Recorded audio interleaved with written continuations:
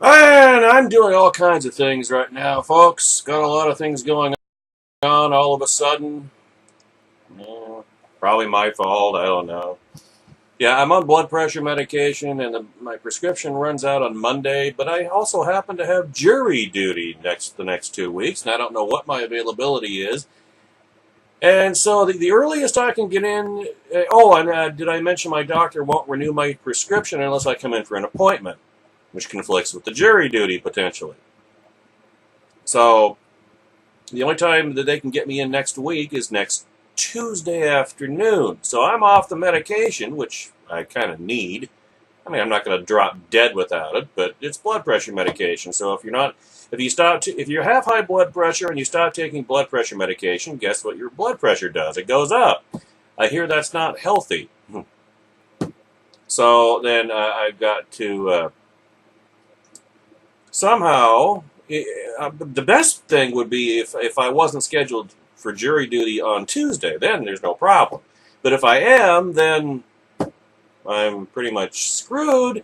Oh, and I just now learned that you can't just ask or request a day off from jury duty. You have to have a letter from your healthcare provider. And I neglected to mention that when I talked to them last night and this morning. So, oh, this isn't shaping up to be good. I'll either be off the blood pressure medication for a day or a week. They wouldn't give me a temporary extension of the prescription to tide me over for 2 weeks or even a week or even a day. They insist, you gotta come in. Well, I can't be in two places at once. Well, you should have planned ahead. Yeah, well, I thought I could renew my prescription and this wouldn't even be an issue. I'd already have it by now. Damn it. Well, at any rate, that's... Actually, I was trying to get the email composed to send to them to say, can you please type it up quickly, email it to me by 7 a.m. Monday morning, which you probably can, in which case can you send it directly to them, which I would really need to have it on Monday or by Monday, because if I have to go in Tuesday, then they wouldn't get it till Tuesday, probably in the afternoon, which is when I need it. Ah, crap. I hope they I mean, yeah, I know when the doctor's office hours are, but I really hope they check it, or that he checks his email over the weekend. I mean, this would take 5 minutes to type up, maybe another 5 minutes to scan it and email it to me, and then bam, I could take it with me. I would have it on Monday, assuming I have to go in on Monday. Otherwise, I mean, it's not like my blood pressure is going to shoot up to where it was. Oh, gosh, that's coming up on 4 years ago that whole episode happened. It's not like it would shoot up to that magnitude, but it'd go up. And I understand that's not healthy, but they wouldn't cut me a break, so screw them. Yeah, this is a heck of a way to open up Open Thighs Friday on the Hard Starboard Radio Network. I'm your host, Jasmius, your ruler, your benevolent despot with high blood pressure, and your fountain rabbi of conservatism, constitutionalism, Christianity, and common sense. Monday through Friday, 6 p.m. Eastern, 3 p.m. Pacific at blogtalkradio.com/HSR Network. And as I alluded to yesterday, and I will make sure that I emphasize it today and emphasize it tomorrow on American Daily Review. And I don't know when the podcast will be airing next week. I don't know which days on which it will be airing. I know it won't on Tuesday, because if I'm not in that damned courtroom, the best thing would be to be dismissed. And I hope that's what happens. Failing that, I hope I'm not scheduled for Tuesday. But if I'm not in that damned courtroom on Tuesday afternoon, then I'm going to be in a doctor's office, probably being told a bunch of crap I don't need to hear and can't afford to pay. Well, I can and can't. I can afford to pay, but I can't replace whatever I do pay. So it's like, you're really potentially cutting down on how long I can stave off ultimate bankruptcy there, Doc. So so don't try to tell me, oh, you need to go in for, I want to send you in for a kidney biopsy. No, you're not sending me in for any damn kidney biopsy. I'm not going to cough up however much that would cost. I don't even want to imagine how much that would cost. That's what he wanted to do. The last time I saw him, oh, he wanted you to go in for kidney biopsy. You got chronic kidney disease. No, I don't have chronic kidney disease. My kidneys were fine before I went into this, or before I was hospitalized almost 4 years ago. Chronic. You know what? Yeah, I don't have chronic kidney disease. My kidney performance was degraded when by the medication I was put on, one of the medications to combat the high blood pressure. It was induced. I don't have chronic kidney disease, for crying out loud. But anyway, it's not violating HIPAA if you're mentioning things about yourself, but what does it matter? It's not like the regime doesn't know all of it anyway. So where was I? Yes, Colin.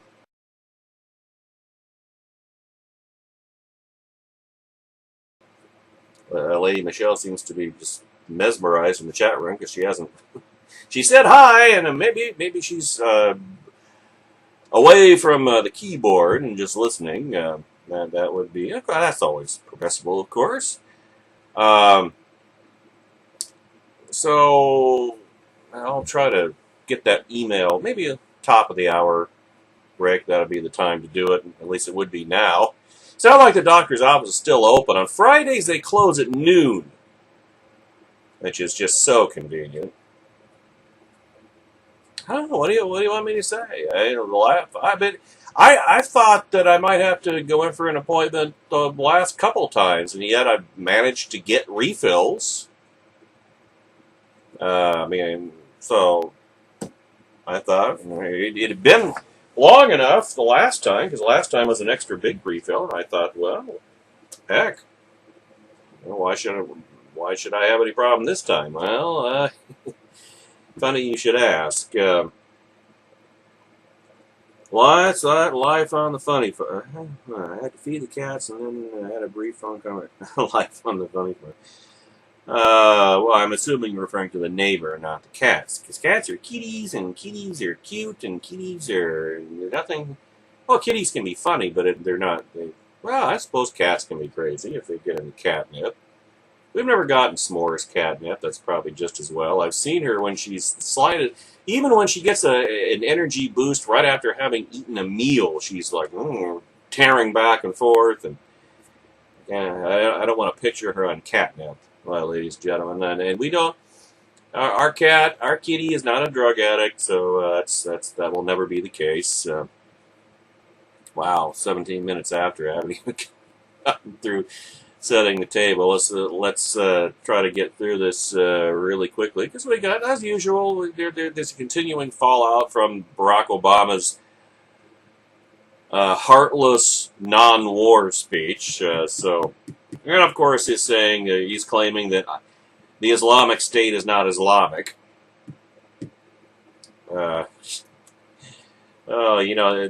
deserves. Pity it's at the other end of the audio queue, but that deserves one of these. If it will play.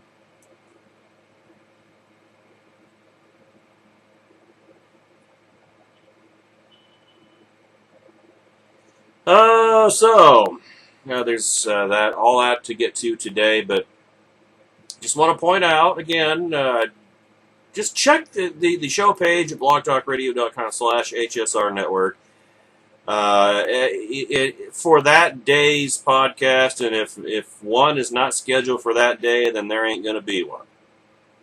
I don't know how many. There may be no podcasts next week. There may be 4. There may be 5, 3, 2, 1. I don't know how many. Well, 4. There's not going to be one on Tuesday, one way or the other. But just check the show page daily and see what's up. And if you see one for the next day, that means on the day you check, there isn't going to be one. Just let's just say that. So I just get the feeling that one way or the other, I'm not going to enjoy these next 2 weeks very much, unless of course I'm dismissed on the first day, which will be all in favor of. So now at blogtalkradio.com/HSR Network, there are over 7 years worth of podcasts for your downloading pleasure, your education, edification, entertainment, and enlightenment in all your life's endeavors. And there's a follow button to click in the hopes of putting you do catnip grow your own. Yeah, actually, I did see that in at Fred Meyer. There's actually in the organic seasonings section, there is actually catnip, folks. So I guess Steve Cash, 83, had to be getting it for Sylvester from someplace. That's where he goes to get it. The equivalent there. Well, he lives in Idaho, so they probably have Fred Meyers where he lives. But anyway. And if you click on the follow button, you might just, often enough, and in sufficient quantities, you might just put Hard Starboard Radio on the main page at blogtalkradio.com right alongside another production of the Hard Starboard Radio Network, Featured American Daily Review. Airing Saturdays, 3 p.m. Eastern, noon Pacific, it is the kickoff of the Saturday afternoon extravaganza, beginning at blogtalkradio.com/American Daily Review. The first hour, Douglas V. Gibbs and myself go over stories 5, 4, and 3, plus honorable mentions, if there are any, of the 5 big stories of the week. At hour number 2, my friend from the great state of Indiana, Jennifer, joins me sometimes. She should join me every week. And then we have a nice neighborly conversation, kind of dial down the intensity, just kind of distinguish it from the first hour. And then in hour number 3, we ramp it back up again. And we also switch venues from blogtalkradio.com/American Daily Review to, for those of you in the YouTube feed, that was either a gnat or a really tiny spider. I've been noticing little tiny spiders just dropping down right in the front of me the last day or two. That's a strange version of arachnophobia right there.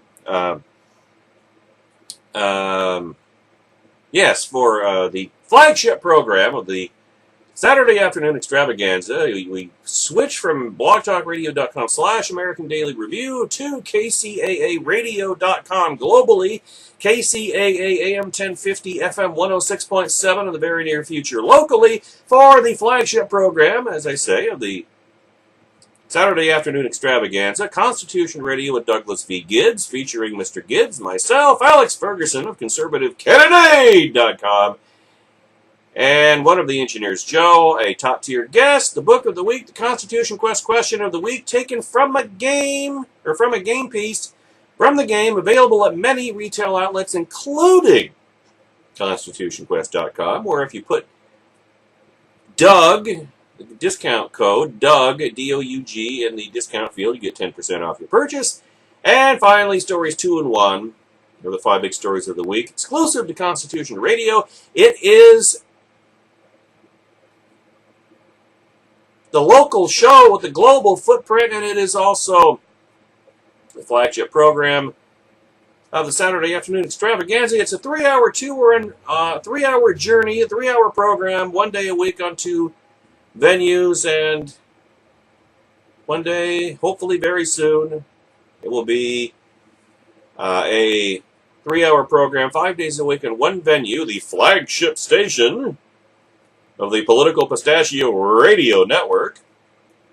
And plus replays on weekends as befits a syndicated radio program. How that will get there? Well, the first step, maybe which will carry us all the way, libertytreemediagroup.com.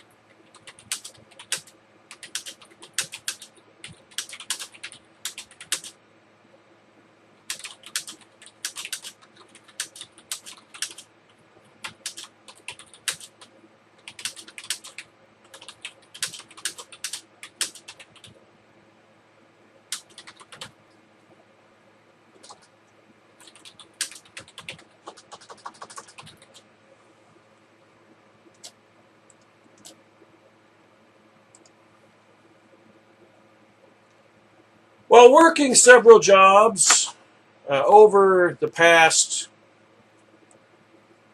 Okay, fine. What? How did that happen? I hate this thing. I gotta update that email password. While working several jobs over the past decade, Douglas Gibbs pursued a calling, learning the Constitution of the United States. He objectively researched, dissected, and obtained illumination from each and every word in that historic document.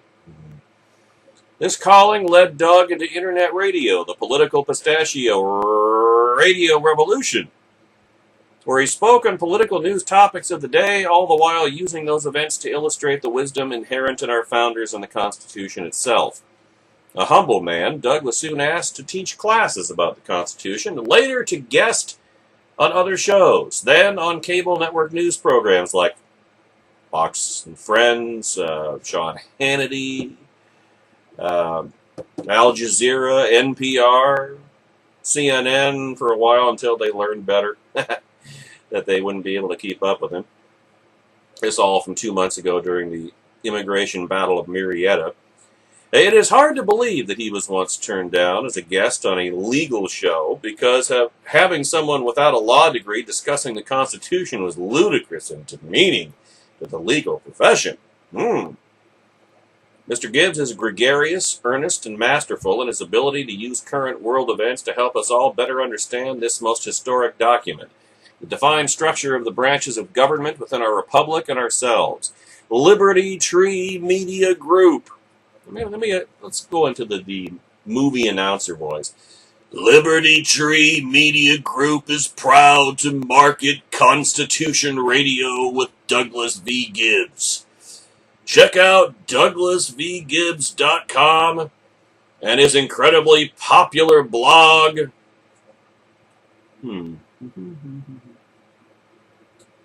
Well, you got to produce your own show. You got to produce your own show, folks. And I don't remember where I left off in bumper music. So let's just start that at the top. All right. Liberty Tree Media Group is proud to market Constitution Radio with Douglas V. Gibbs. Check out www.douglasvgibbs.com and his incredibly popular blog, politicalpistachio.com.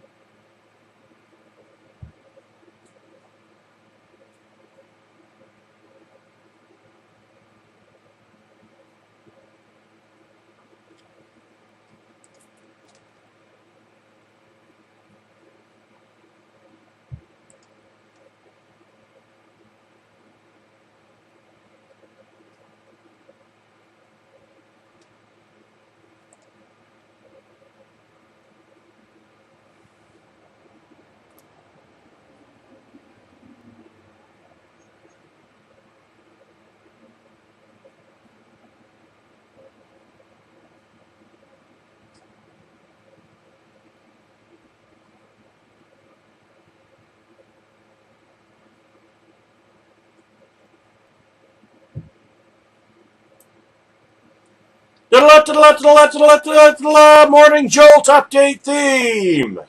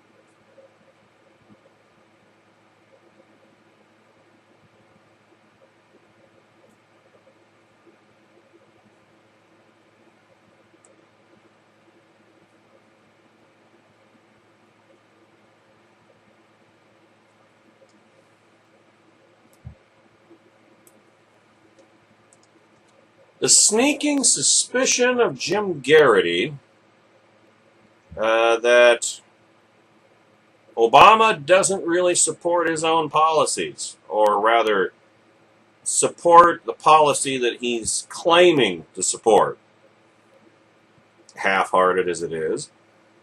Here's what Mr. Garrity fears is going through Barack Obama's mind at this very moment.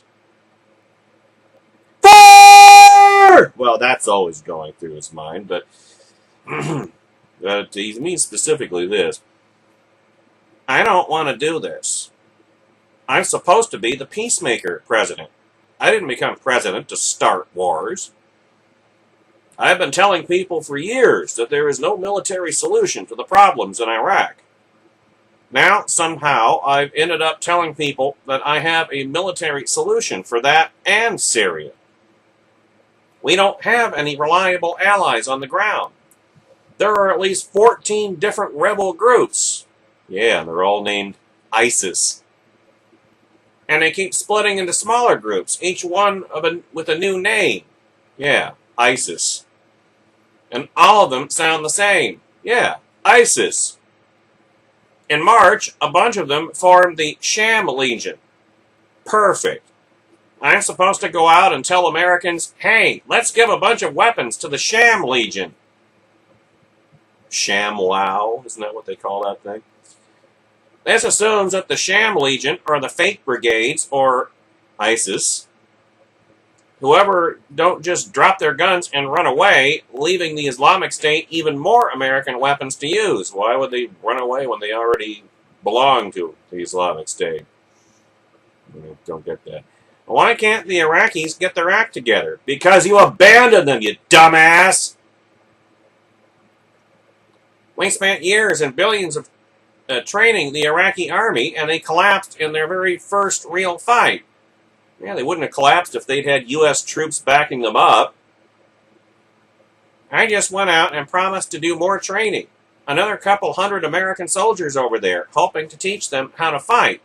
Is the Islamic State just going to sit and wait while we finish the training? Here's the first lesson, guys. Stop throwing around your guns and running away.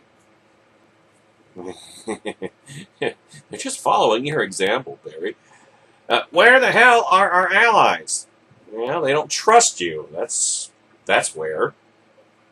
I'm the exact opposite of Bush. Yeah, that's kind of the problem, actually.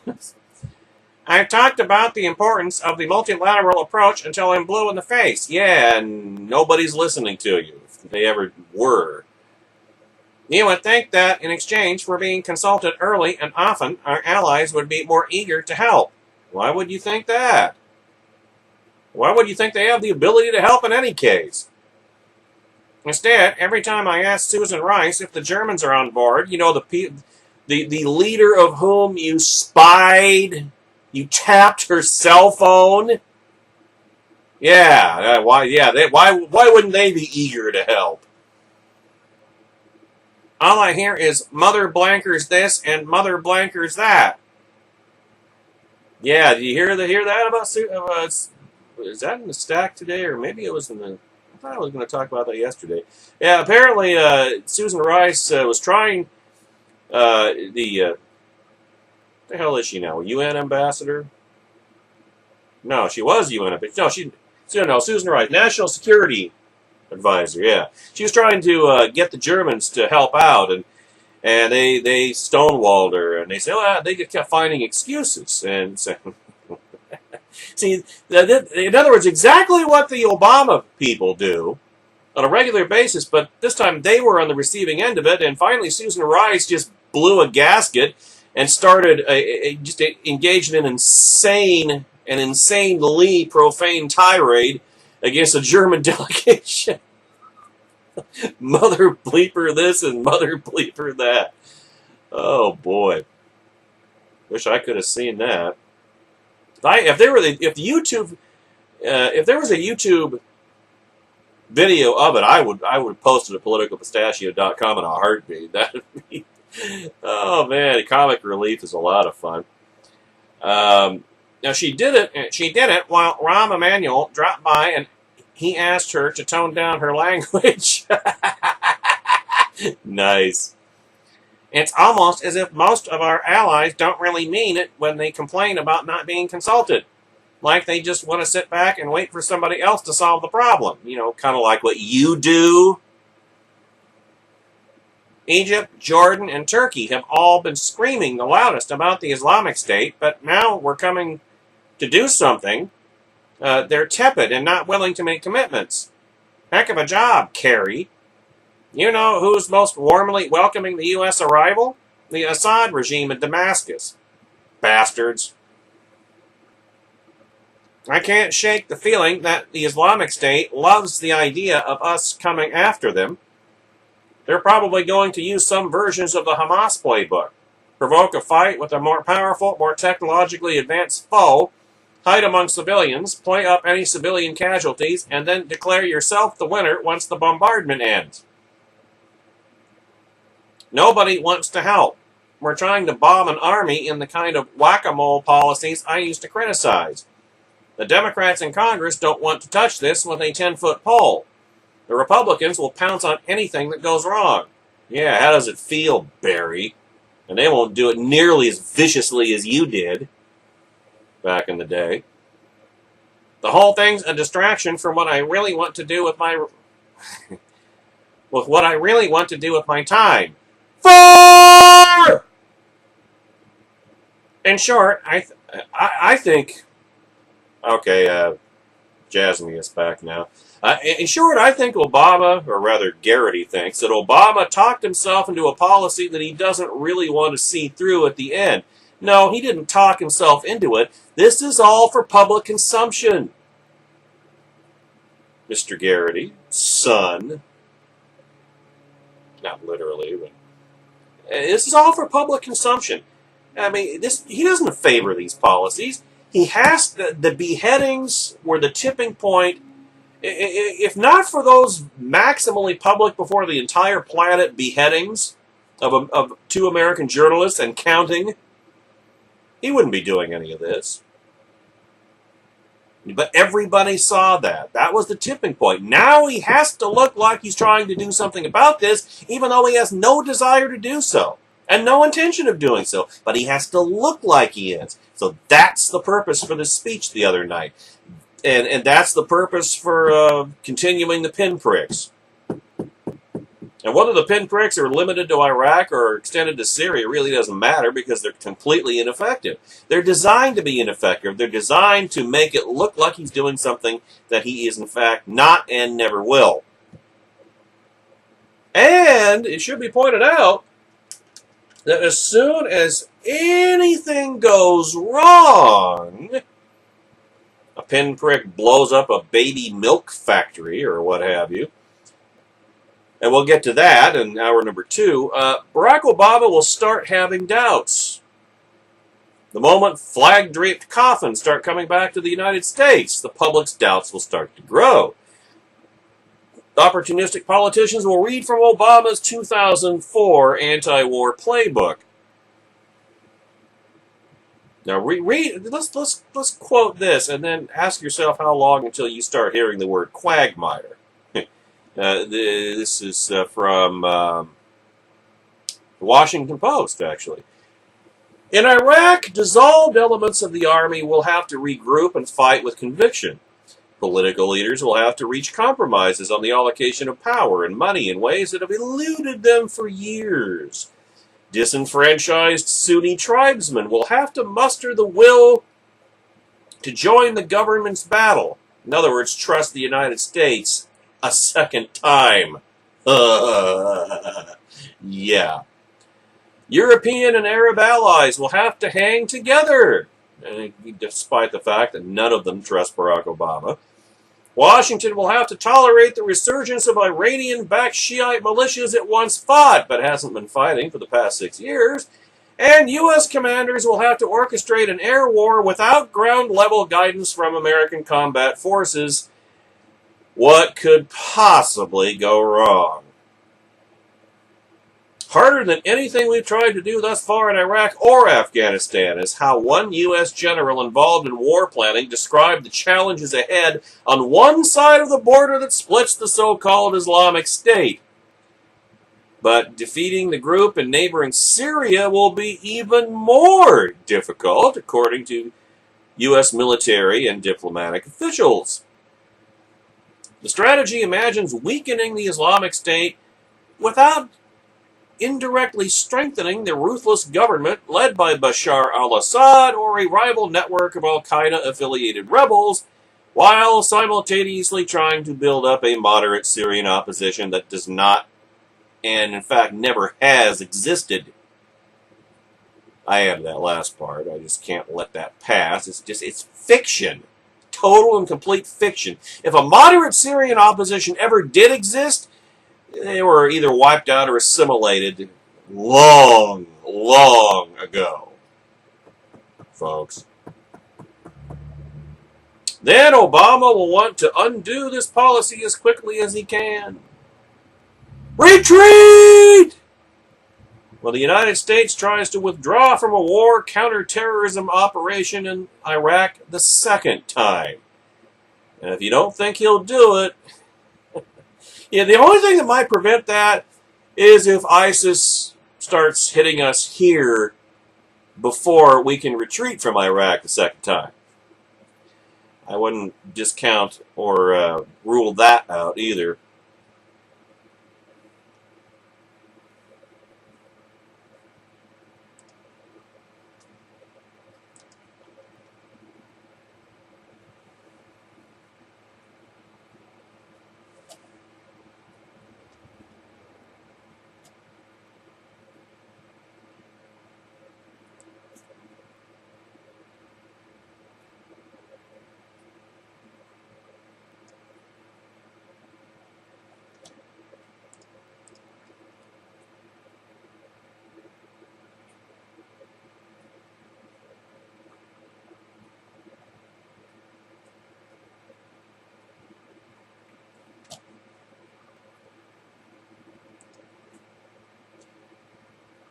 Is the Islamic State not really Islamic?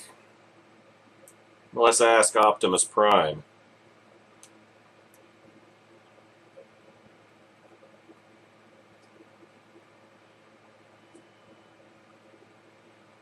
Ah, yes.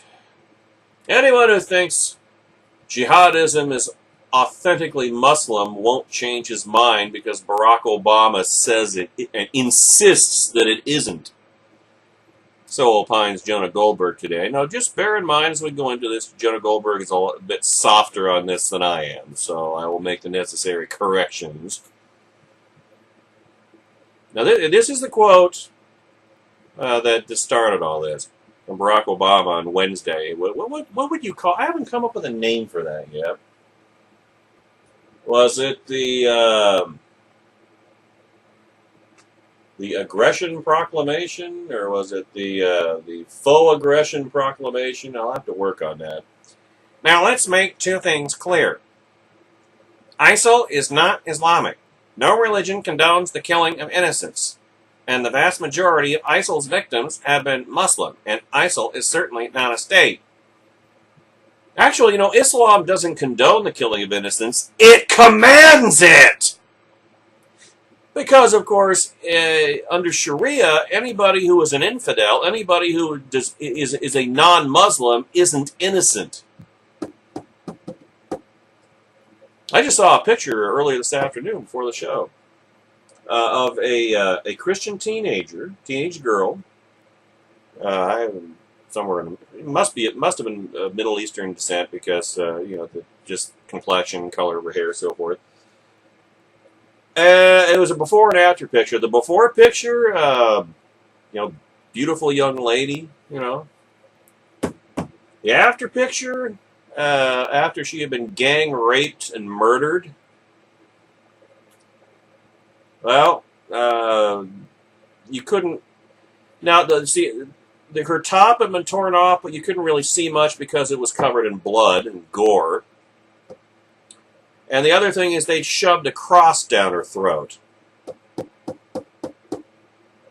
Yep, a crucifix, it was probably a good 2 feet tall, I would say. Just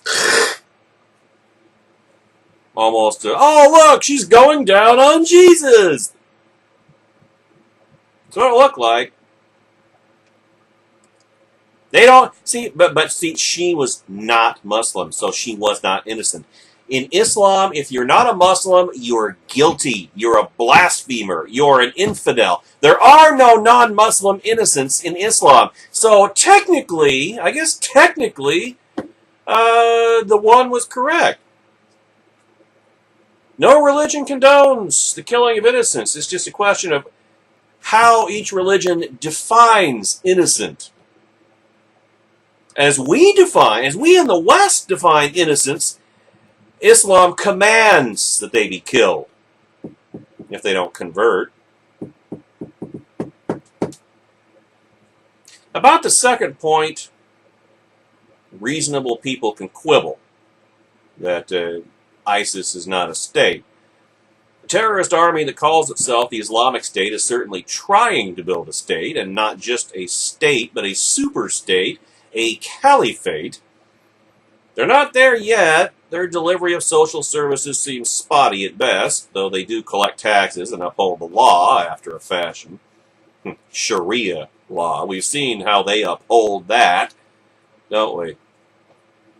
More relevant, it doesn't really matter if it's a state.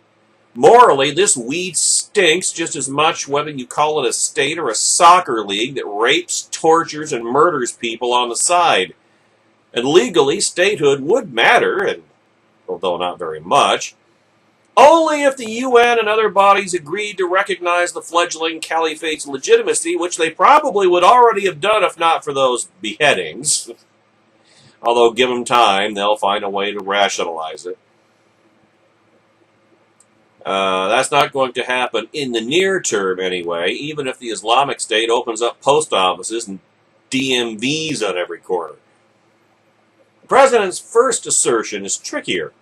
No, actually, the president's first assertion is crap, actually.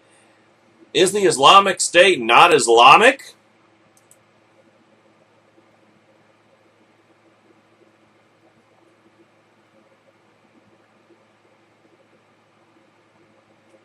Is it even really clear that it's not Islamic?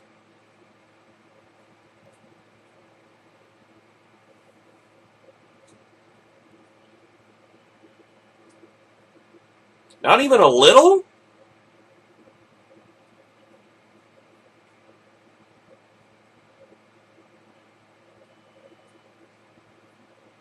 Is it Islamic-ish?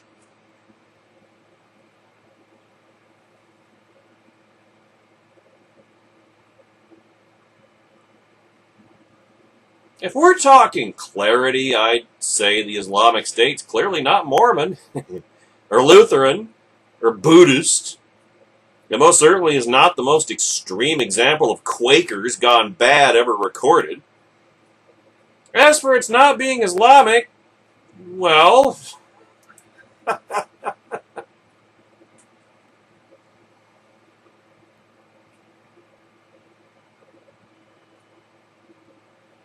The fact that the majority of its victims are Muslims is irrelevant. Lenin and Stalin killed thousands of communists and socialists. That doesn't mean Lenin and Stalin weren't communists and socialists. If such terrorists who kill Muslims aren't Muslims, why do we give them Korans when we imprison them? Yeah, there's a fair question. Barack Obama faces the same dilemma that bedeviled President Bush. I mean, it's not in our interest for the Muslim world to think we are at war with Islam, even though we are, because Islam is at war with us. I mean, do you know what the reason is? We don't want to. We would. It's better to fight 150 million Muslims than 1.2 or 1.3 billion. That's why. The tight. It's a fine rope, a tight rope, a high wire to walk. You see. But make no mistake, Islam is at war with us. And so we either defend ourselves against them, engage them in the war they launched against us, or, well, you can connect the dots. You can fill in that blank. And Jonah Goldberg, legitimately points out that we desperately need the cooperation of Muslim nations, or at the very least, we need them to remain neutral as far as actual active belligerence is concerned.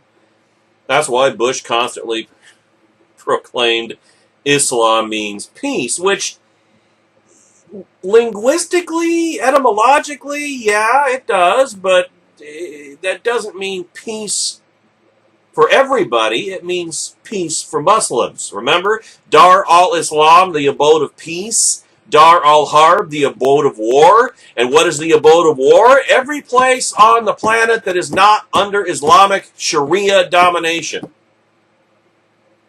So it's not that Bush was wrong in saying that. Technically, it's just that, as with everything else with Islam, peace doesn't mean the same thing to them that it does to us. Okay? Their definition of peace does not include peace for us. Or well, it would if we converted. Otherwise, Dar al-Harb, baby. But it also seems flatly wrong for an American president to be declaring what is or is not Islamic. Well, not necessarily, if he could get it right. Or Christian or Jewish, well, he's already declared what's Christian and Jewish. Nazi and fascist and homophobic and sexist and racist and blah, blah, blah. Given the First Amendment alone, there's something un-American in any government official simply declaring what is or is not a religion. But then Islam isn't a religion, is it? It's a political ideology using a religious cloak. That's what it is. Hence the term Islamofascism, which I don't tend toward making up terms like that, because Islam is Islam is Islam. Islamism is Islam. Islamofascism is Islam. Terrorism is Islam. Not every terrorist is a Muslim, but every Muslim is a terrorist. Or sympathizer. You know, it's the same way that during the Second World War, not all 160-some million Americans were under arms. About 12 million were at the height of the Second World War. But is that to say that the other 150-some million Americans weren't part of the war effort as well? There you go. Bush's formulation in his September 20th, 2001 address to Congress was better. The terrorist practice, a fringe form of Islamic... No, it's not fringe. It's Islamic fundamentalism. It's mainstream. Andrew McCarthy will be... It's the next piece in the stack here. We'll be talking more about that. has been rejected by Muslims. No, it's been embraced by Muslim scholars. You're wrong, Mr. President. You were wrong then, and you're wrong now. Fringe movement that perverts the peaceful teachings of Islam are not peaceful. The teachings of Islam are violent and aggressive and warmongering. That's part of that's why we're losing. That's why the only time that we ever started gaining the upper hand in the war against Islamic fundamentalism is when we were actually fighting them. Wade through this bilge about a fringe movement that perverts the peaceful teachings of Islam.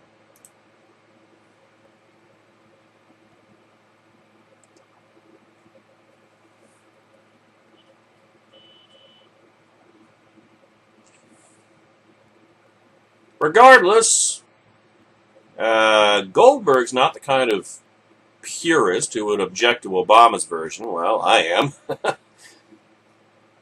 But it doesn't work in any case. Aeschylus first noted more than 2,400 years ago, 24 centuries, that the first casualty of war is the truth. And if saying that the Islamic State is guilty of religious false advertising makes it easier to win a war, that's fine by Goldberg, but then if you cannot even name your enemy, you've already lost. It doesn't work. Bush's assurances that Islam means peace had little or no discernible effect. It's unlikely, to say the least, that Obama's non-Islamic classification will do any better. It's ridiculous! Anyone who thinks jihadism is authentically Muslim won't change their mind because Barack Obama, or W before him, insists it isn't.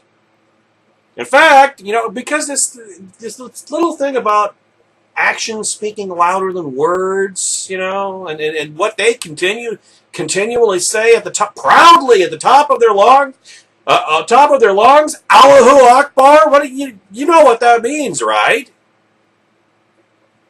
God is great. Words mean things. I mean, if they're telling us who and what they are, why can't we believe them? Why can't we say it? In fact, maybe it's a mistake to concede the point up front. Oh yeah, now you're getting warm, Jonah. Instead of Americans trying to persuade Muslims of the world that terrorism is un-Islamic, why shouldn't Muslims be working harder to convince us? And why don't they? Now you're getting even warmer. Think about it. Whenever a tiny minority of bad actors hurts the reputation of its ethnicity, faith, or cause by doing terrible things in its name, the responsible thing is for the moderate, decent majority to cry, "Not in our name! They don't speak for us!" But they do, don't they? I mean, that's what morally decent Jews, Christians, well, there are no morally decent atheists, but that's beside the point. Whites, blacks, Italians, Irish, liberals, well, there are no morally decent liberals either, but I digress.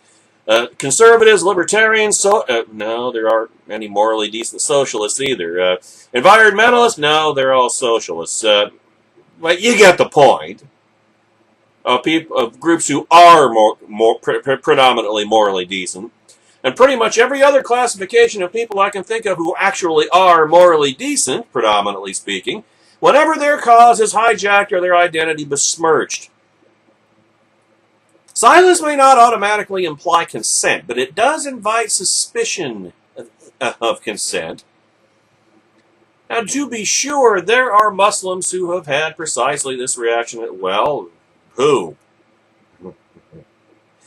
Who? I mean, they're apostates, if they are, and they know it, and the Islamic fundamentalists know it, and everybody seems to know that except us.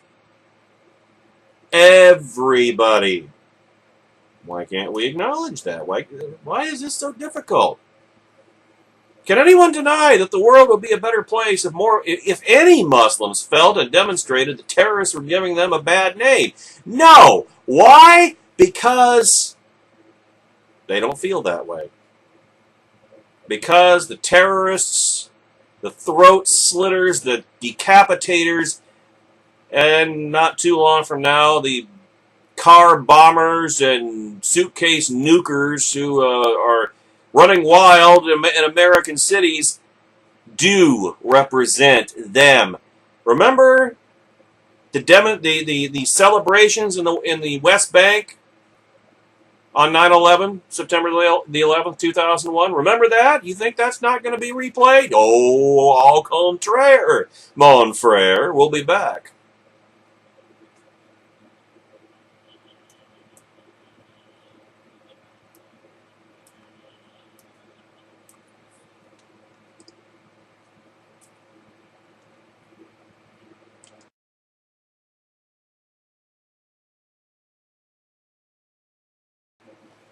Hour number 2 of the Hard Starboard Radio Network on this Open Thighs Friday, September the 12th, 2014. Conceivably, it could be the last Hard Starboard Radio podcast for over 2 weeks. Conceivably. Don't know if that's actually going to be the case. Not sure. Don't know. But it is possible. Again, check the show page at blogtalkradio.com/HSR Network over the next 2 weeks on a daily basis to see whether or not there will be live Hard Starboard Radio playing. I won't go dark completely. I'll probably, on days when if I have to do this damn jury duty nonsense, I will probably play best of shows in the evening after I get home. So there'll be something. But if you don't see a live show scheduled for 6 p.m. Eastern, 3 p.m. Pacific, if you see a show, a segment scheduled for like 6 p.m. Pacific time, 9 p.m. on the East Coast, you can pretty much count on that being a best of show and my not being available to do a live show that day. Hopefully there won't be too many of them, but there could be as many as 10. 5 next week and 5 the week after, so your mileage may vary, but yeah, hopefully I'll be dismissed and it won't be an issue. But, of course, as I've learned the last year and a half, I never get what I want. Which means that you don't get what you want. Me. Anyway, now, whereas Jonah Goldberg's kind of soft on the notion of, well, is the Islamic State Islamic? Andy McCarthy sure as hell isn't, and he would know. Remember, he was the U.S. attorney that put away the blind sheik. It was the mastermind behind the first World Trade Center bombing in 1993. So Andy McCarthy knows wherever he speaks. And what does he say about Barack Obama's claim that the Islamic State is not Islamic? Well, actually, it's very similar to the comments of Optimus Prime.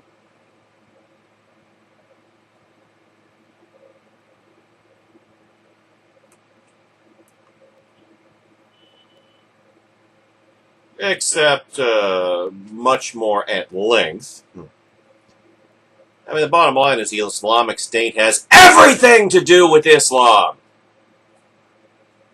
You know, the name is probably a clue. Now, when you're dealing with a regime whose officials... Come on, don't go that way, go the other way.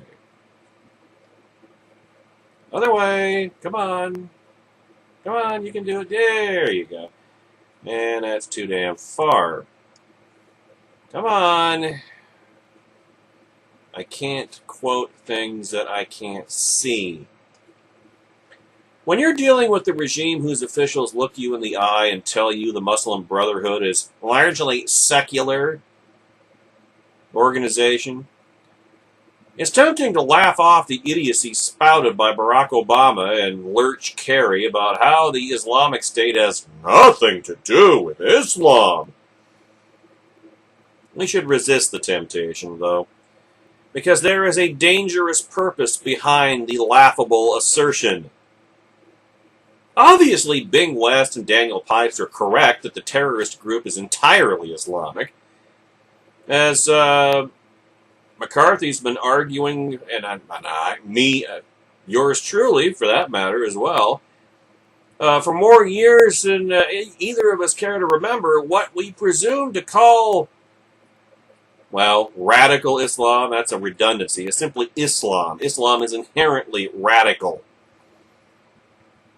Other nom de guerres for it are Islamic supremacism, Islamic extremism, another redundancy. Political Islam, another redundancy. Islamism, which creates a distinction from Islam that doesn't exist. And whatever other Islam fill in the caveat terms we devise to avoid considering whether Islam itself inevitably breeds terrorism, which it does. It's not very radical among the world's Muslims. There are pacific constructions of Islam too, but it is silly, which apply only to fellow Muslims, generally speaking, or rather fellow Islamic fundamentalists. If I use any modification, that's the one I use, because those Muslims who take the Quran literally as according to what it actually says are terrorists. That's what Muhammad called for his followers to conquer the world for Allah. To wipe out the infidel, to force them to convert or die. That's Islam. That's the Quran. It's firmly rooted in Islamic doctrine and endorsed by many of Islam's most influential scholars. What am I referring to? Islamic supremacism. It's a mainstream interpretation of Islam. Indeed, when you read what the Quran says, there is a good argument that the Pacific constructions are the ones that are radical revisionism. This point has been made so many times it should hardly be necessary to point out that Barack Obama and John Kerry, like Lurch's predecessor, Hillary Rodham Clinton, and like many Bush administration officials before them, including President Bush, are dead wrong when they deny the nexus between Islamic doctrine, the actual Quran, and terrorism, decapitations, totalitarian government, repression of women, rabid anti-Semitism, and Christophobia, the murder of homosexuals, and so on and so on and so on. Still, it would be a serious error merely to observe that they are just wrong, snicker at their fecklessness, and move on. There is a reason they are taking a position diametrically opposed to reality. What do you think it is? Barack Obama and John Kerry, like transnational Obamunists everywhere, believe there are moderate Islamists who are the key to stability in the Middle East. Now, the term moderate Islamist is contradictory. An Islamist, or a Muslim, wants government by Sharia, Islam's totalitarian societal framework and legal code. There is nothing moderate about Sharia, and hence there is nothing moderate about Islam. Those who want it implemented are not moderates, even if they don't commit mass murder to get their way. Sharia is also anti-liberty, anti-equality, and anti-Western, and anti-Christian, and anti-Semitic, and anti-American, and anti-Israeli, and it's anti a lot of things, I'm noticing. Therefore, we should oppose Islam just as we oppose other freedom-killing ideologies. That doesn't mean we need to go to war with all Muslims, but we should work to diminish their influence, and we should never regard them as a solution to anything, and that doesn't mean we shouldn't fight the Muslims who are fighting us, and attacking us, and threatening more. Notwithstanding their abhorrence of the West, moderate Islamists are regarded by Obama and Kerry as potential allies, like the Muslim Brotherhood. People, groups, and in the case of Turkey, for example, countries that we can work with and solve the problems plaguing the Middle East and overcome our own security challenges. It is thus critically important to Obama and Kerry for the public to believe that A, all Islamists are not basically the same, and B, there is a sharp difference, a day and night difference between moderate Islamists and terrorist organizations like the Islamic State and Al-Qaeda. If instead the public becomes convinced by, videos splattered all over the view screens around the planet of Muslims beheading Western journalists, for example, and blowing up embassies and flying hijacked airliners into American skyscrapers and the Pentagon and almost just about the United States Capitol or the White House, violent or nonviolent, and if they become convinced that Muslims adhere to essentially the same ideology, why, the regime's goal of working with Islamic supremacists becomes politically untenable, and they just can't have that, can they? It's impossible to convince people that nonviolent, or at least purportedly nonviolent, Muslims are not representative of Islam. The regime tried that with its largely secular Muslim Brotherhood flyer and has been embarrassed ever since by the howls of laughter. Most significant Muslim groups are rooted in or affiliated with the Muslim Brotherhood. Not only do these groups claim the mantle of Islam's representative, our government concedes that status to them. Well, at least it's factual in this case. It is vital to Obama and Kerry that the public sees these Muslim groups as having nothing in common with the Islamic State and Al-Qaeda. And, in other words, lies, deceptions, treachery, perfidy, treason. And since the latter, like the moderate Islamists, define themselves by their adherence to Islam, Obama and Kerry have no alternative. They must deny them standing as true Muslims. That is why they assert that the claim of Islamic State jihadists to be faithful Muslims waging holy war in the name of Islam is fraudulent. And just as ridiculously, they assert that jihad has nothing to do with violence. Remember that? What did they call that? A personal journey or something or other? Yeah. Some journey with a knife. The problem, of course, is that moderate Islamists and violent jihadists are bound together by Sharia-based Islamic ideology. Yes, they have their differences, but it's more of a rivalry nature toward the same goal. Those differences are mainly about tactics, and to the limited extent they are doctrinal, they are irrelevant as far as we are concerned because the differences do not affect the core Islamic belief that we are the enemy. Many violent jihadists who go on to join Al-Qaeda and now the Islamic State, an offshoot of Al-Qaeda, got their start in the Muslim Brotherhood. They seamlessly graduate from Brotherhood teaching to insatiable jihad because Brotherhood teaching lauds jihad. In fact, the transition happens because many of those who receive Brotherhood instruction become frustrated by the contradiction between the Brotherhood's aim of a worldwide caliphate and endorsement of jihad to achieve it on the one hand and its counsel of patience in pursuing it on the other. In other words, they're insufficiently pious. It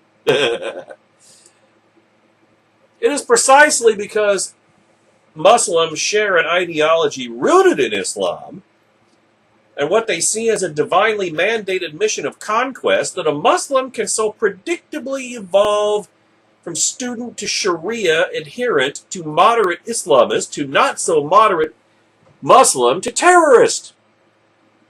It happens frequently.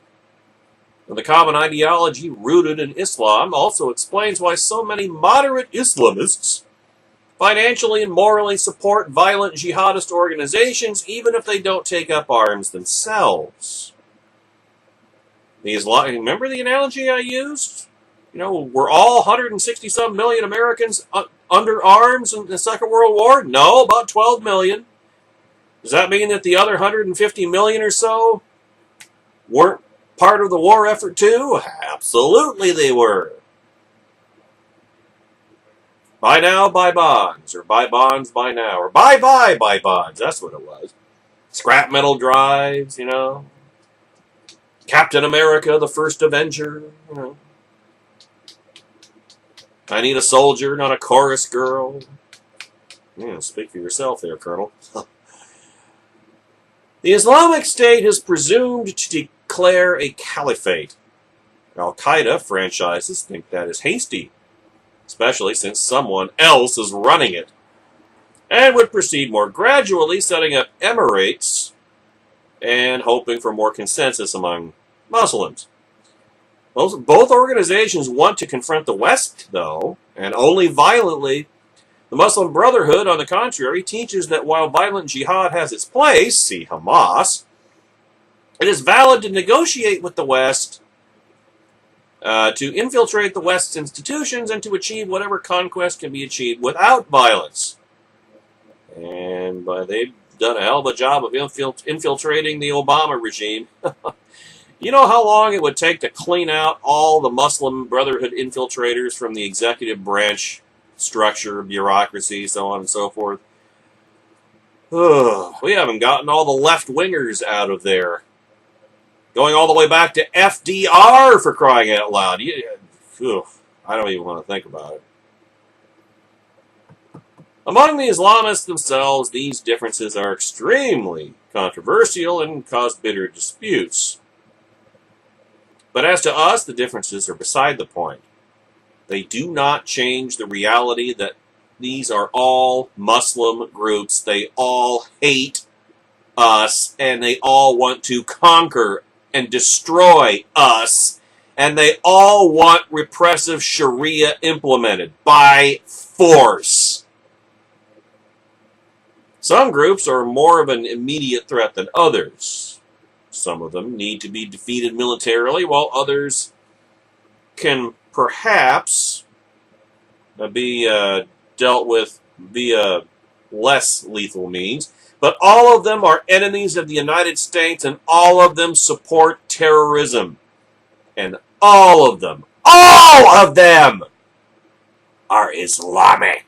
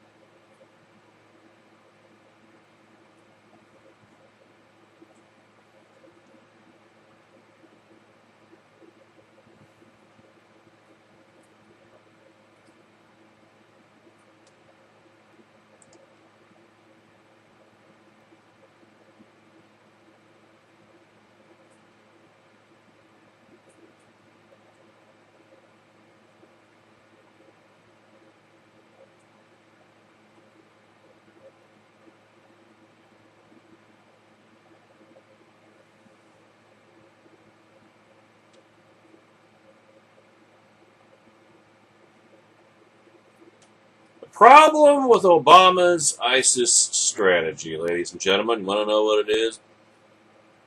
Barack Obama, well, there's many problems with it. Here's one of them. Barack Obama's war plan, according to Dr. Charles Krauthammer today in the Washington Post, against the Islamic State suffers from a glaring mismatch of ends and means. In other words, it isn't really a war.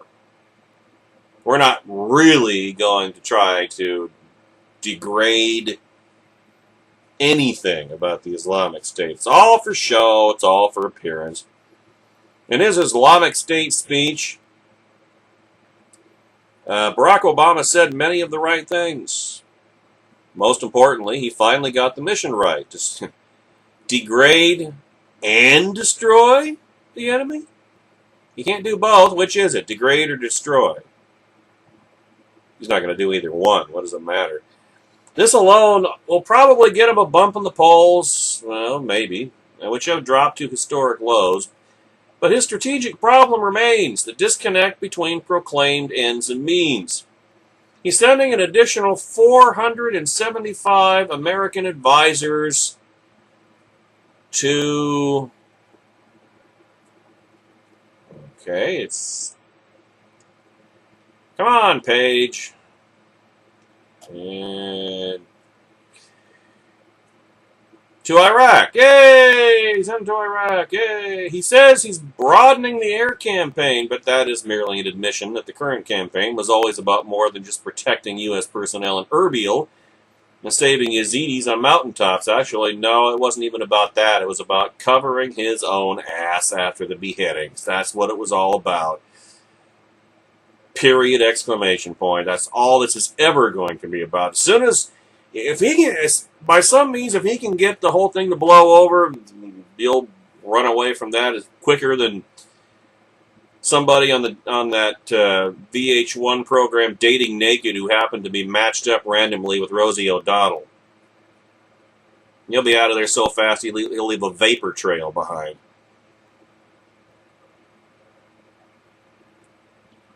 I mean, it was supposed to be crucially about providing air support for the local infantry, Kurdish and Iraqi, but of course it was not.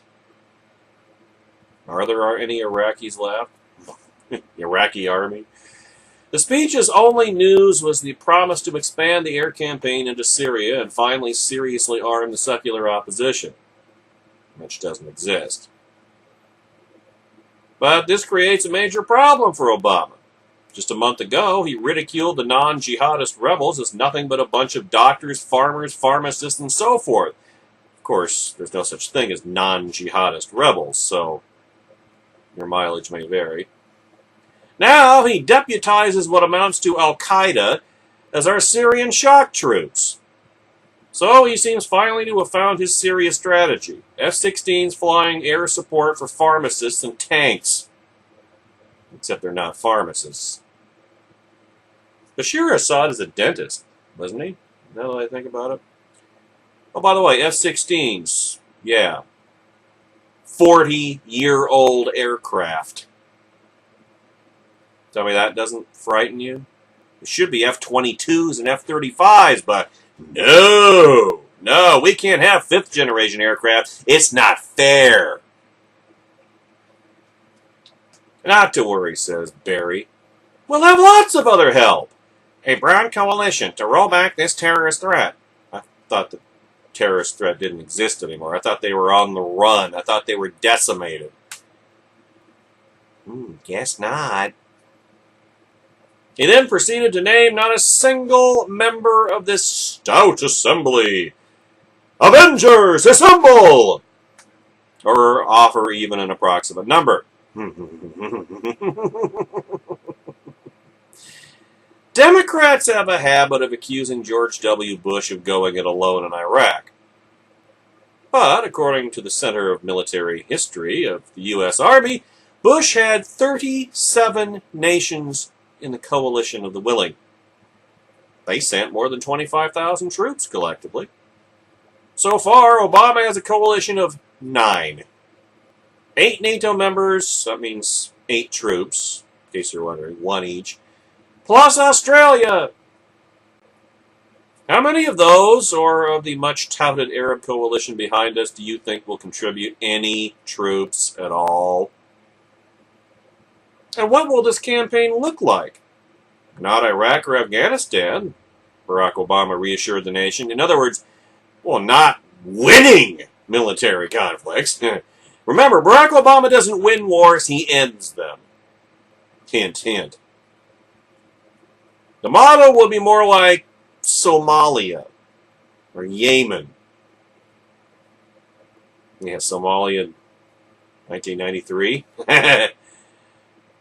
Is he serious? Yes. Yes, he is! First, there's no comparing the scale. This year has seen 16 airstrikes in Yemen, 2 in Somalia. 2! Wait till it gets up to 4! That doesn't even count as a pinprick. It does count as a prick, though, I will admit that. Second, there is no comparing the stakes. Yemen and Somalia are strategically marginal. The Islamic State controls a vast territory in the heart of oil-rich Mesopotamia, threatening everything of importance in the entire Middle East. Third, are these results we want to emulate? Yemen and Somalia are failed states, like more advanced versions of Obamamerikistan. You know, unsafe, unstable, bristling with active, untamed insurgencies. We occasionally pick off a leader by drone, an absurdly inadequate strategy if the goal is to degrade and ultimately destroy the Islamic State, which the regime itself calls a terror threat unlike we've ever seen suddenly. Remember when they were the JV squad? All for public consumption, folks. That's all this is. And beyond the strategy's heartless substance, as opposed to half-hearted, this is no-hearted and no-brained either, is its author's, well, heartless tone. Obama's reluctance and ambivalence are obvious, because he doesn't want to have to admit that he was wrong in Iraq and George W. Bush is right. Always was right. Always will be right. That's his identity, folks. His identity is Iraq, to quote his Commissar of State, was the wrong war in the wrong place at the wrong time. Except, no, it wasn't. It was the right war in the right place at the right time. Barack Obama is being, in slow motion, forced to go down the same path as did George W. Bush, and he just can't stand it. It's not reluctance and ambivalence, it's barely contained, blithering rage. This is a man driven to give this speech by public opinion, period. It's shifted radically with the televised beheading of 2 Americans. That was the tipping point in propaganda terms, ladies and gentlemen. You know what they say, nothing happens unless it shows up on TV. If it doesn't show up on TV, never happened. Benghazi, you want to know why Benghazi has never gotten any place in the public imagination? Nobody saw it. It took place in the middle of the night, in the dark. There's no significant video footage of it that's been publicly disseminated. So it never happened. Everybody saw James Foley and Steve Sotloff getting their heads chopped off, or rather sawed off, from the front, by the way, till they couldn't even scream.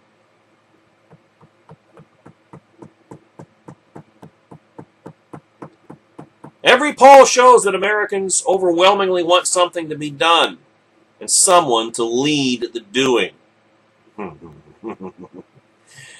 Oh, man, you talk about a nightmare scenario for the one. Hence, Wednesday's speech. Its origins were more political than strategic. In fact, they were all political. There's nothing strategic in it. His purpose was to save the wreckage of a presidency at its lowest ebb. Well, no, there's no wreckage. He's president for life, remember? He's not subject to public opinion, or the Constitution, or the law, or anything else. He's put himself there. He was elected to that perch, remember? He was elected dictator in 2012. So there's no wreckage involved, but his ego is at its lowest ebb, certainly. If this were a parliamentary democracy, Obama would lose a vote of no confidence and be out of office. But fortunately, for him, we're not a parliamentary democracy. We're not a constitutional federal republic either. His point, that of the speech that is, was to give the appearance of firmness and purpose, i.e. leadership, without actually providing anything of the sort. You could sense that Obama had been dragged unwillingly into this new unproclaimed war, which was reminiscent of Obama's speech 5 years ago announcing the surge in Afghanistan. In the very next sentence, he announced a fixed date of withdrawal, then added, lest anyone miss his lack of enthusiasm, "The nation that I'm most interested in building is our own." Yeah, like with Obamacare, for example. Meaning, as well, not Afghanistan. Now, at the time, Dr. Krauthammer called it the most uncertain trumpet ever sounded by a president summoning the country to war, or to continue a war. Dr. K fears the campaign against the Islamic State will be a reprise. No, it won't even be that much, Doc. Even the best war plans run into trouble. Yeah, you know what? You know that saying. No war plan ever survives first contact with the enemy. All I can do is come up with the best guess, and then from when the shooting starts, when first contact is made with the enemy, you're playing it by ear. You're winging it. Hopefully, you have a framework in which to do so, but still, you're winging it. And a grand coalition that is largely fictional is all that he's got behind him. You know, in other words, he can't. When he talks about a grand coalition, those are the ones that are supposed to lead. Can he hide behind 9 fictional coalition members?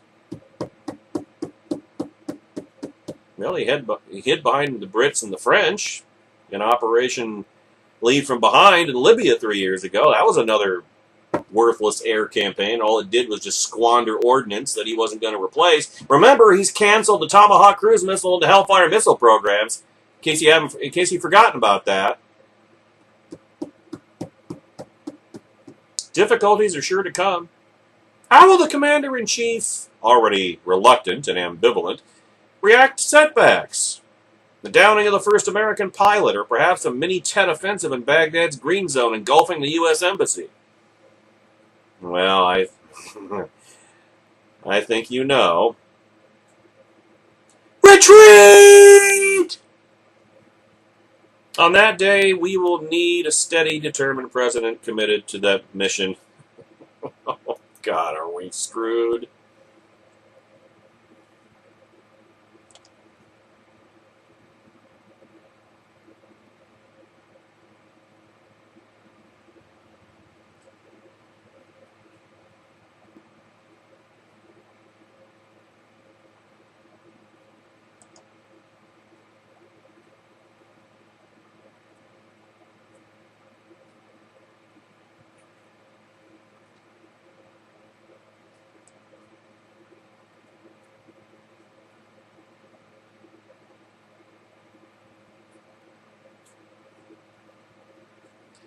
Well, let's talk about, as Byron York points out today at the Washington Examiner, 5 of the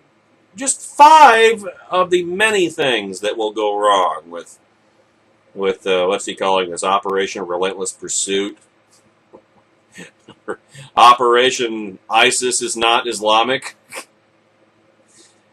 Let me see if I can skip down to, yeah, here we go. First one, the Iraqi government doesn't get its act together. Well,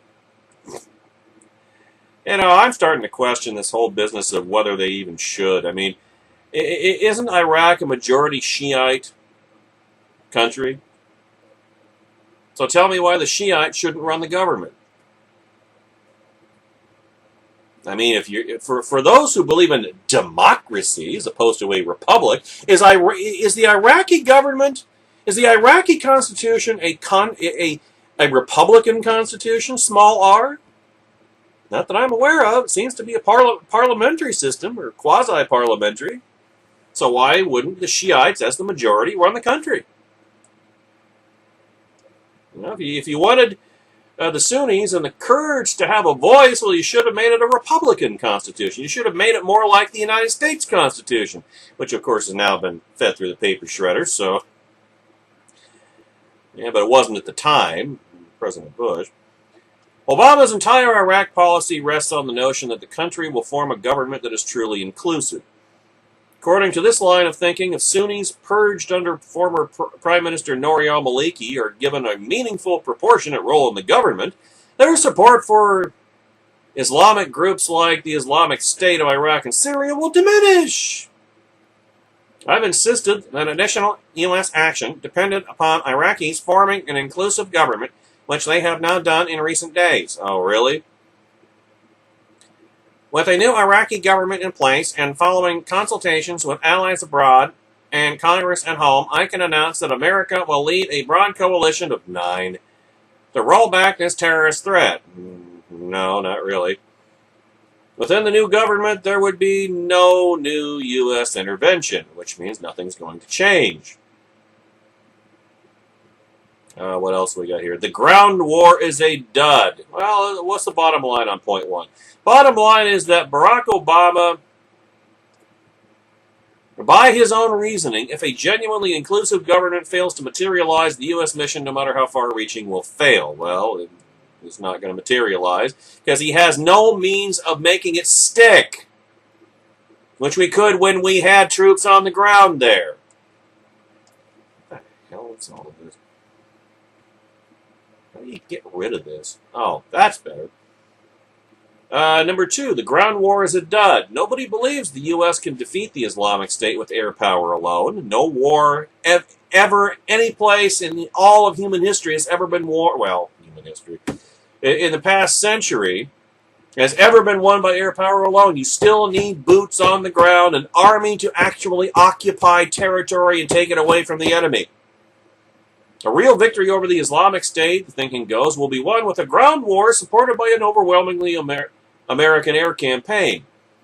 Without U.S. combat troops, however, the war will be fought by non-American boots on the ground, mostly Kurds and the notoriously unreliable Iraqi army, both of which have gotten their asses kicked repeatedly by ISIS. As well as in Syria, some of the opposition forces Barack Obama once mocked as ineffective, but which are in fact are al-Qaeda for all intents and purposes, and ISIS. Together, their performance will determine the outcome of the fight, and that's why we're going to lose. The ground campaign is what is going to defeat ISIS in the end, said retired General Jack Keane, a former Army Vice Chief of Staff on Fox News Wednesday night.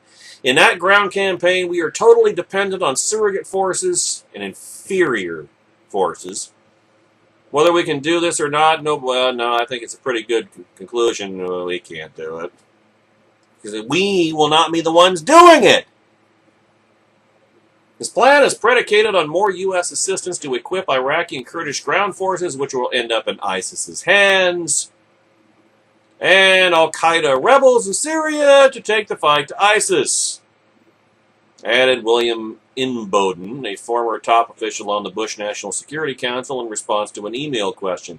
What if Iraqi and Kurdish forces fail to step up and suffer repeated defeats by ISIS as they have already? U.S. air power alone almost certainly won't be sufficient to destroy ISIS. If the Iraqi and Kurdish forces and Syrian and al-Qaeda rebels aren't up to the task, and ISIS continues to grow in strength, is Obama prepared to send in U.S. ground forces? Hell no!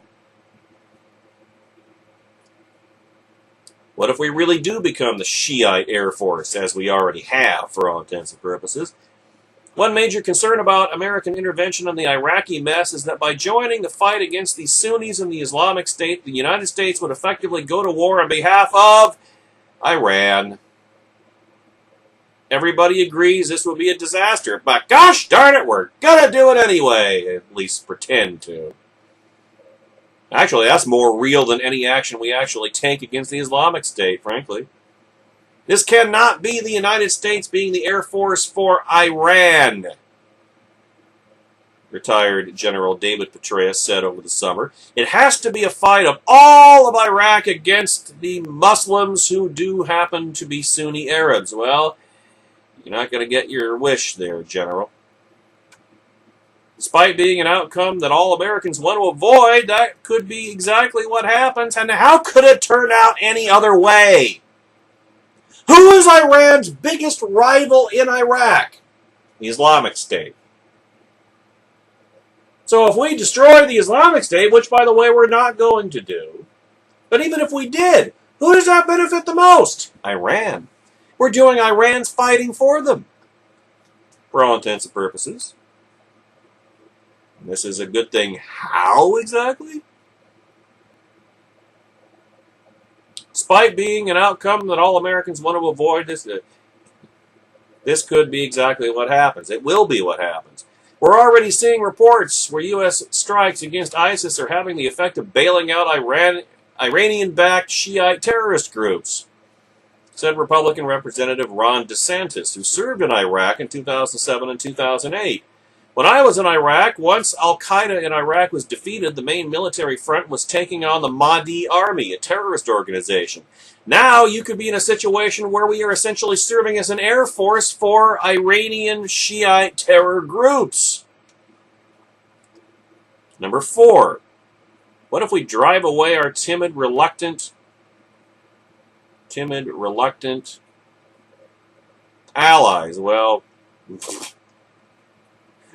we have no allies in Syria, okay? Let's just skip over that. That's nonsense. And number 5, the status of forces agreement problem blows up. Well, we don't have a status of forces agreement. Oh, my goodness gracious.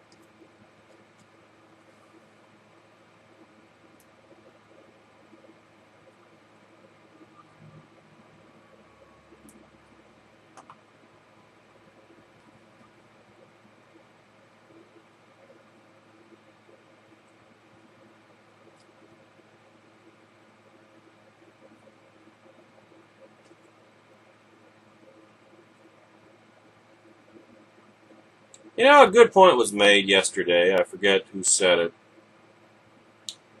But in August of 1914, let's just say in September of 1914, did anybody realize that a world war had started? How about in September of 1939? Did anybody realize that a world war had started? The early stages, if you're living through it, you don't necessarily know, do you?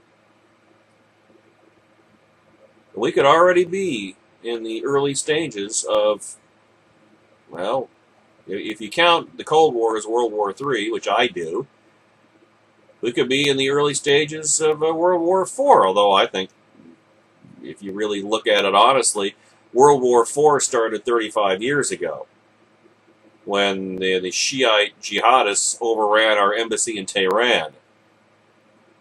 It's just been kind of percolating under the surface of the Cold War, and now, after the holiday from history, after Bill Clinton getting blown by interns for a few years, and it burst back to the surface. History, the normal state of history, reasserted itself on September the 11th, 2001, and World War IV has been raging ever since. So maybe you would describe it as America re-engaging. I don't know. A conflict in which the Russians and the Chicons could easily intervene. Well, Jimmy Carter's problem back in the day was he was mistaken in his beliefs. Barack Obama's problem is that he's switched sides, or not switched sides, he was always on the other side. He's a jihadist sympathizer. That's the problem. And even if he wasn't, his ego would not let him admit that he was wrong. NBC, this is Mona Charon's column this week, syndicated column. NBC's Chuck Todd, isn't he hosting,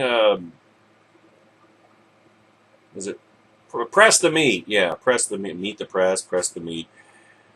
He got a good deal of attention. He's got a nice goatee and a beard and mustache and goatee now going for him. I'll give him credit for that much. I didn't think he could grow facial hair, but I guess I was wrong.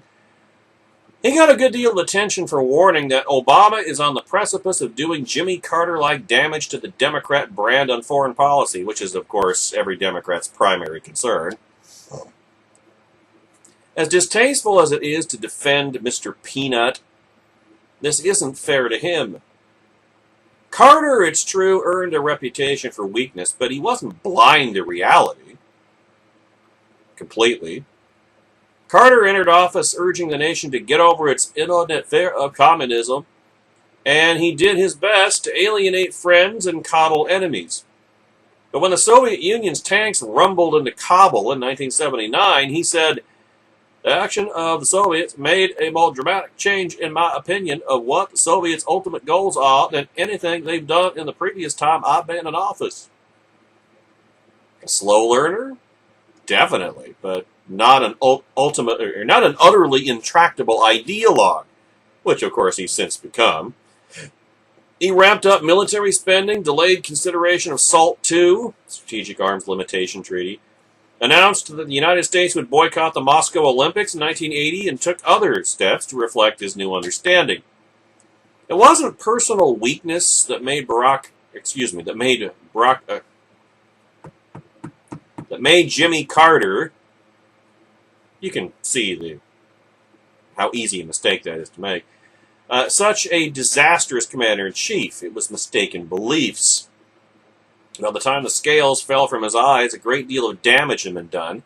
Millions of people from Iran to Nicaragua to Afghanistan had fallen under the rule of despotic regimes, and the United States was not far from falling itself. Obama is now spoken of as Carter-esque in his weakness, but again, it isn't so much a matter of character as it is a reflection, of mistaken ideas.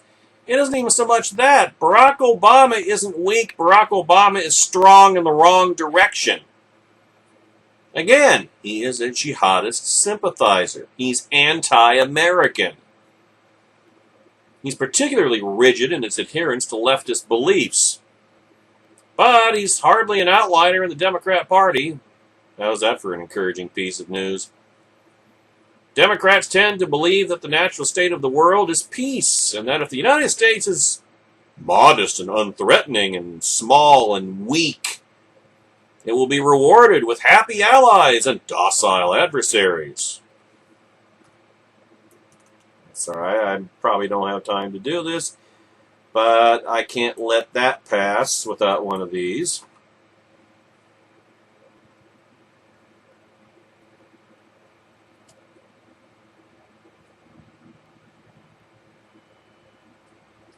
Obama's conviction that the U.S. should act in support of allies only in very limited circumstances and should seek accommodation with and appeasement of adversaries like Russia and Iran is widely shared in the Democrat Party. How do you think he got nominated in the first place? Well, his skin color, but besides that. Even the appearance of the Islamic State couldn't shake Obama's belief that wars are optional, and that, as he said in 2013, this war, like all wars, must end. As if the enemy doesn't get a vote. Asked in January whether the specter of the Islamic State didn't cast doubts on the wisdom of pulling every last U.S. soldier out of Iraq, Obama waved it off by calling them the JV team. With the exception of the raid that killed Osama bin Laden, the foreign policy decisions that Barack Obama have ranged from harmful to disastrous. The failure to speak up for the millions of Iranians who protested the stolen election of 2009, the Green Revolution, the drastic cuts in military spending, the failure to provide support for Iran, he's warning Iran, all right, for Ukraine in its war with Russia, the hostile pressure on Israel, the blind pursuit of a grand bargain with Iran, the Benghazi debacle, the betrayal of Poland and the Czech Republic on missile defense, the undermining of the surge in Afghanistan by announcing a hard withdrawal date, and the total disaster in Iraq and Syria. All were supported by congressional Democrats until the beheadings, and they just couldn't be seen as supporting those. Now, with public opinion scaring Democrat candidates, and Barack Obama, of course, president for life, so what does he care? O has finally agreed to pretend to deliver some tough talk and airstrikes. But he really won't. But as with Jimmy Carter, it's too late. By dithering about Syria, by drawing red lines and then backing away, the dictator has inflicted deep damage not just on the region, but on the American brand. It required breathtaking gall for O to list removing and destroying Syria's declared chemical weapons as one of his triumphs. Is that a joke? The New York Times reports that Syria has used chlorine gas as recently as April. 5 months ago, for those of you in Malaga, Washington. Regarding the supposed elimination of chemical weapons, Western governments continue to express concern that Syria does not declare its whole stockpile. Oh, really? The one who disdained the war in Iraq for violating our values now proposes to make war only by air power, as if that sanitizes it. But don't worry, he won't really do it. In fact, it will cause more deaths of innocent people than using ground troops would. If you were really going to do it. And that will never be covered, reported in the Oba media anyway. Ask Israel, who could have saved many IDF soldiers by simply bombing Hamas, and what did they get for their troubles? They got demonized in that same Western and American media anyway. Worse, it will almost certainly fail because the dictator adamantly refuses to match means with ends, which just reveals the fact that he does not really want those ends. He doesn't desire them. He's just fine with the Islamic State running wild all over the Middle East. Obama vowed to end wars, which is another way of saying surrender. Critics pointed out correctly that the quickest way to end wars is to lose them, which we have now. Obama's grudging decision to use force against the Islamic State will just prolong the losing, except he won't use any force. And he didn't end any wars either, come to think of it. He just guaranteed that they would no longer be waged over there. They will be waged once again over here. Well, the Saturday afternoon extravaganza starts in 19 hours and 2 minutes, ladies and gentlemen, at blogtalkradio.com/American Daily Review. And next week, as I say, check the show page at blogtalkradio.com/HSR Network to see if there's a podcast that day. Otherwise, if there are no respites, best of shows for the next 2 weeks, folks. Have a great weekend.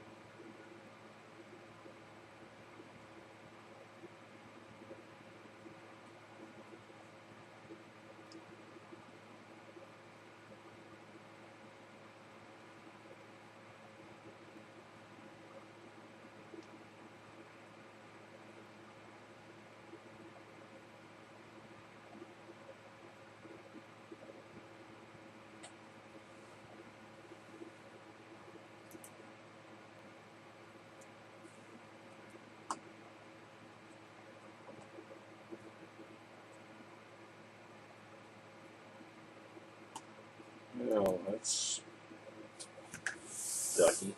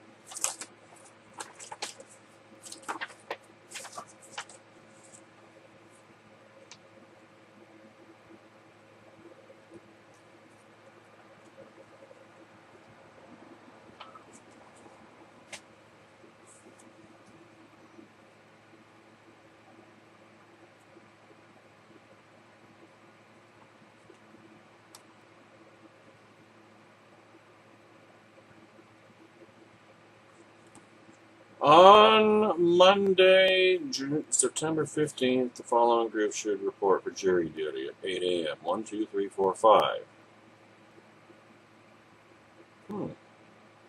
Groups 6 through 25 and groups 51 through 75, please call Monday after 5 p.m. for Tuesday's information.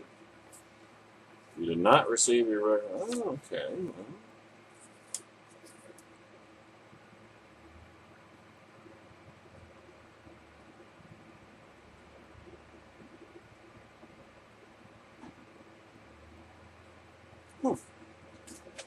Hopefully that goes in order, in which case